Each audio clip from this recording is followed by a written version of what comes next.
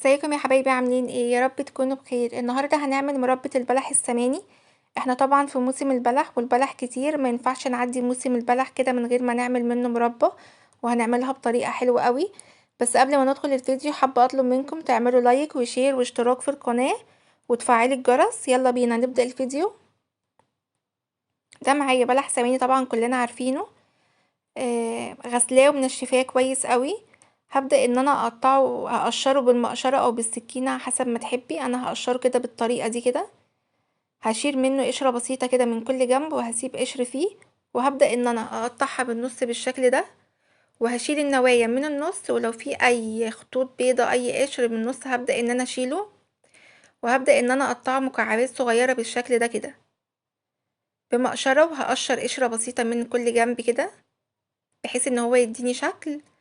وبسكينة هقطعه من النص، وهطلع النوايا منه واي قشرة بيضة.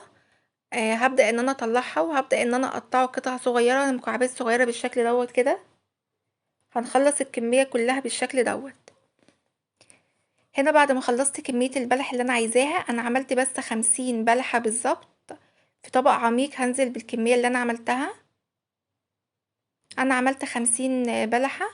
نزلت عليهم بنص كيلو من السكر. ولو حابة تضاعفي الكمية هتعملي 100 بلحة عليهم كيلو من السكر. بعد كده نزلت بليمونية كبيرة. هبدأ ان انا اقلب الليمون مع السكر مع البلح بالشكل دوت كده، اقلبهم كويس واجيبهم لبعضهم. وزي ما قلنا ان دي 50 بلحة عليهم نص كيلو من السكر، وسكره مظبوط. انا سبته ليلة كاملة في التلاجة، او ممكن اقل حاجة 5 ساعات. بعد ما طلعته من التلاجة كان بالشكل دوت كده. شايفين منزل عسل ازاي؟ من غير اي مية خالص. بعد كده معايا برتقانية نظيفة وغسلاها ومنشفاها كويس. هبدأ ان انا اقشرها بالشكل دوت كده. اخد قشرة بسيطة من اللي على الوش. بعد ما خلصت تقشير البرتقانة هبدأ ان انا اقطعها لشرايح صغيرة بالشكل دوت كده.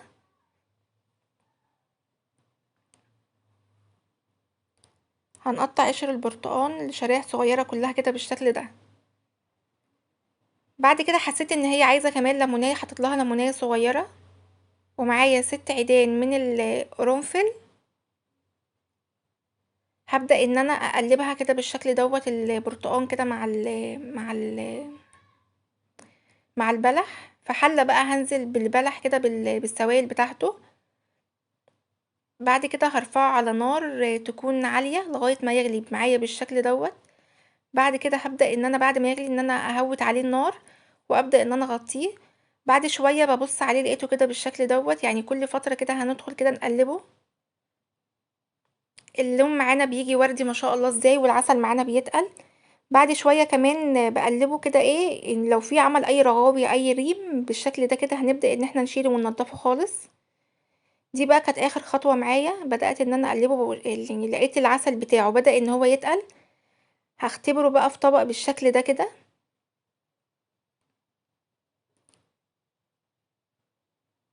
هنحط شوية عسل على طبق وبحرف معلقة. هنعمل خط كده بحرف معلقة، ولو كده العسل مجاش على بعضه يبقى هو كده العسل بتاعي مظبوط. هنا بعد ما فضيته من الحلة وبعد ما برد، يعني ما كانش لسه برد قوي كمان. كان بالشكل دوت كده.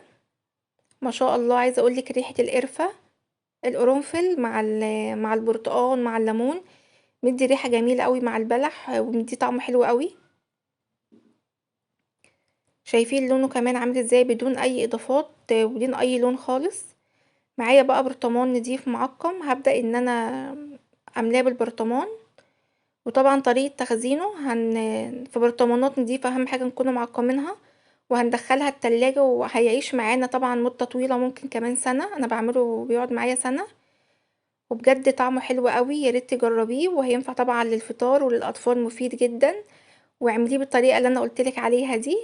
وياريت تحطيلي لايك وتكتبيلي تعليق حلو ولو ما عملتيش اشتراك تشتركي في القناة. مع السلامة.